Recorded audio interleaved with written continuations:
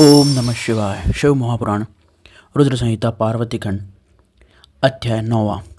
8वें अध्याय तक हमने यह अध्ययन किया किस प्रकार नारद जी ने शिवा का हस्तरेख देखकर और उनके भाग्य के बारे में मैना और हिमवान को बताया।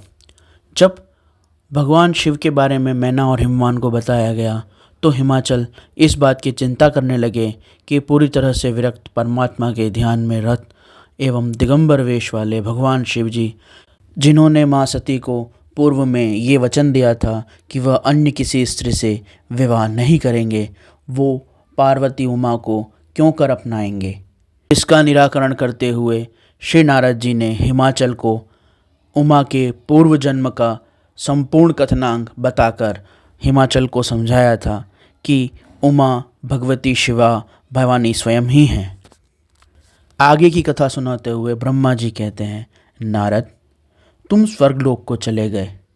तब से कुछ काल व्यतीत हो जाने पर एक दिन मैना ने हिमवान के निकट जाकर उन्हें प्रणाम किया और फिर खड़ी हो वे गिरिवर की अर्धांगिनी मैना अपने पति से विनयपूर्वक बोली।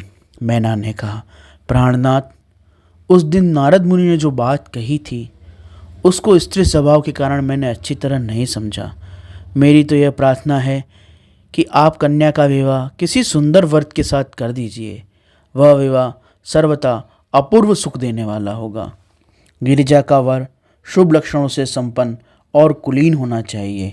मेरी बेटी मुझे प्राणों से भी अधिक प्रिय है। वह उत्तम वर पाकर जिस प्रकार भी प्रसन्न और सुखी हो सके वैसा कीजिए। आपको मेरा नमस्कार है। ऐसा कहकर मैना अपने पति के चरणों पर गिर पड़ी। उस समय उनके मुख पर आंसू की धारा बह रही थी। प्रज्ञा शिरोमणि हिमवान ने उन्हें उठाया और यथावत समझाना आरंभ किया। हिमालय बोले, देवी मैना, मैं यथार्थ और तत्व की बात कहता हूँ, सुनो। भ्रम छोड़ो। मुनि की बात कभी झूठी नहीं हो सकती। यदि बेटी पर तुम्हें स्नेह है तो उसे सादर शिक्षा दो कि वह भक्तिपूर्वक सुस्थिर चित्त से भगवान शंकर के लिए तप करे। मैना, यदि भगवान शिव प्रसन्न होकर उमा का पाणी ग्रहण कर लेते हैं तो सब शुभ ही होगा। नारद जी का बताया हुआ अमंगल या अशुभ नष्ट हो जाएगा। शिव के समीप सारे अमंगल भी मंगल स्वरूप हो जाते हैं। इसलिए तुम पुत्री को भगवान शिव की प्राप्ति के लिए तपस्या करने की ही सलाह दो। ब्रह्मा जी कहते हैं, नारद, हिमवान की यह बात सुनकर मैना को बड़ी प्रसन्नता हुई। वे तपस्या में रुचि उत्पन्न करने के लिए पुत्री को उपदेश देने के निमित्त उसके पास गई। परंतु बेटी सुकुमार अंग पर दृष्टिपात करके मैना के मन में बड़ी व्यथा हुई। उनके दोनों नेत्रों में आंसू भर आए। गिरिप्रिया मैना अपनी पुत्री को उपदेश देने की शक्ति में नहीं रह गई। अपनी माता की उस चेष्टा को पार्वती जी ने शीघ्र ही समझ लिया। तब वे सर्वेश्वरी परमेश्वरी कालिका देवी शिवा भवानी माता को बारंबार आश्वासन देकर तुरंत बोली। माता पार्वती ने कहा, माँ, तुम बड़ी समझदार हो, मेरी यह बात सुनो। आज पिछली रात्रि के समय ब्रह्म मुहूर्त में मैंने एक स्वप्न देखा, उसे बताती हूँ।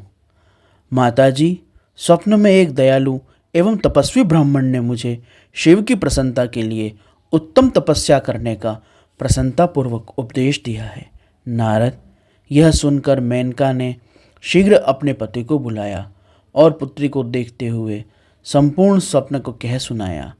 मेनका के मुख से अपने पुत्री के स्वप्न के विषय में सुनकर गिरिराज हिमालय बड़े प्रसन्न हुए और अपनी पत्नी को समझाते हुए बोले। गिरिराज ने कहा, प्रिय, पिछली रात में मैंने भी एक स्वप्न देखा है। मैं आदरपूर्वक उसे बताता हूँ, तुम प्रेम पूर्वक उसे सुनो। एक बड़े उत्तम तपस्वी थे।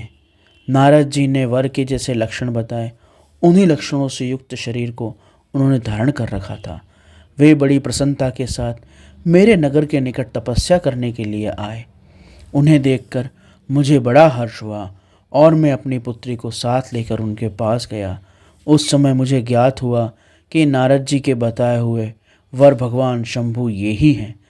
तब मैंने उन तपस्वी की सेवा के लिए अपनी पुत्री को उपदेश देकर उनसे भी प्रार्थना की कि वे इनकी सेवा स्वीकार करें, परंतु इस समय उन्होंने मेरी बात नहीं मानी। इतने में ही सांख्य और वेदांत के अनुसार बहुत बड़ा विवाद छिड़ गया।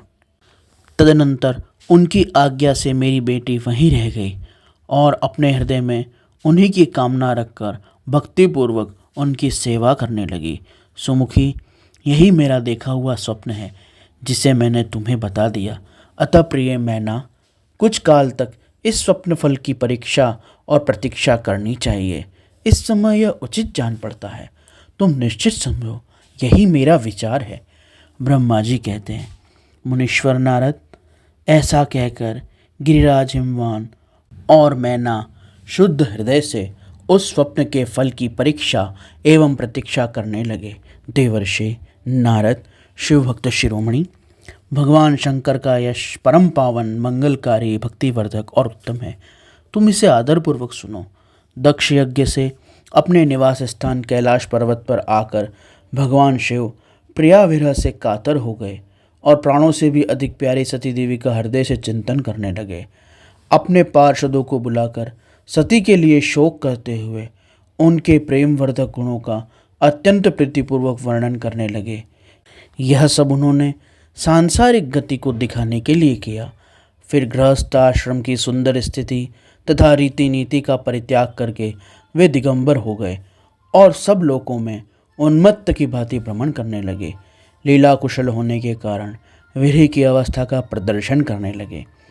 सती के विरह से दुखित हो कहीं भी उनका दर्शन न पाकर भक्त कल्याणकारी भगवान शंकर पुनः कैलाशगिरी पर लौट आए और मन को यत्नपूर्वक एकाग्र करके उन्होंने समाधि लगा ली, जो समस्त दुखों का नाश करने वाली है। समाधि में वे अविनाशी स्वरूप का दर्शन करने लगे। इस तरह तीनों गुणों से रहित हो वे भगवान शिव चिरकाल तक सुस्थिर भाव से समाधि लगाए बैठे रहे। वे प्रभु स्वयं ही माया के अधिपति निर्विकार परम ब्रह्म है।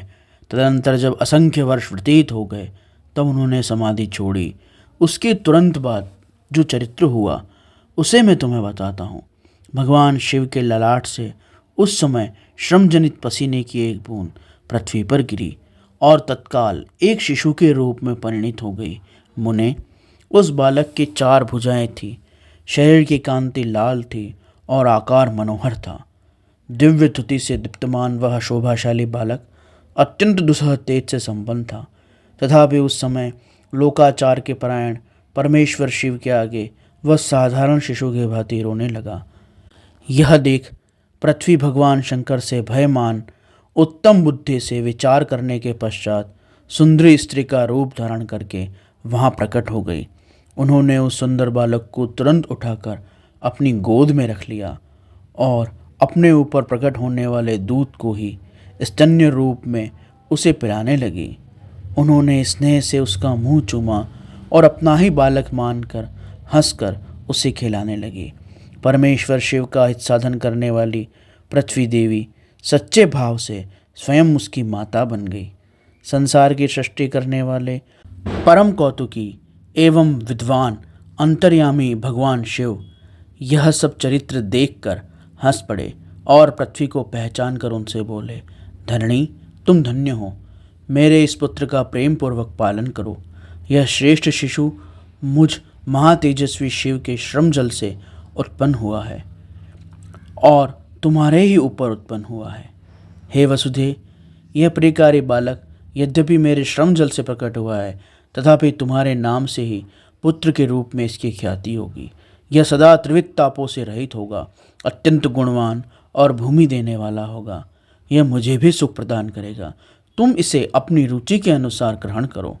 ब्रह्मा जी कहते हैं, नारद, ऐसा कहकर भगवान शिव चुप हो गए। उनके हृदय से विरह का प्रभाव कुछ कम हो गया। उनमें जो विरह था वह था ही क्या, वह तो बस लोकाचार का पालन कर रहे थे। वास्तव में सत्पुरुषों के प्रिय श्री रुद्रदेव निर्विकार परमात्मा ही हैं। शिव की उपयुक्त आज्ञा को शिरोधार्य करके पुत्र सहित पृथ्वी देवी शीघ्र ही अपने स्थान को चली गई। उन्हें अत्यंतिक सुख मिला। वह बालक भौम नाम से प्रसिद्ध हो युवा होने पर तुरंत काशी चला गया और वहाँ उसने दीर्घकाल तक भगवान शिव की सेवा की। विश्वनाथ जी की कृपा से ग्रह की पदवी पाकर वे भूमि कुमार शीघ्र ही श्रेष्ठ दिव्य लोकों में चले गए जो शुक्र लोक से परे हैं। इस प्रकार शिव महापुराण रुद्र संहिता पार्वती खंड में अध्याय 9वां और 10वां यहाँ संपूर्ण हुआ। शेष अगले अंक में। ओम नमः शिवाय।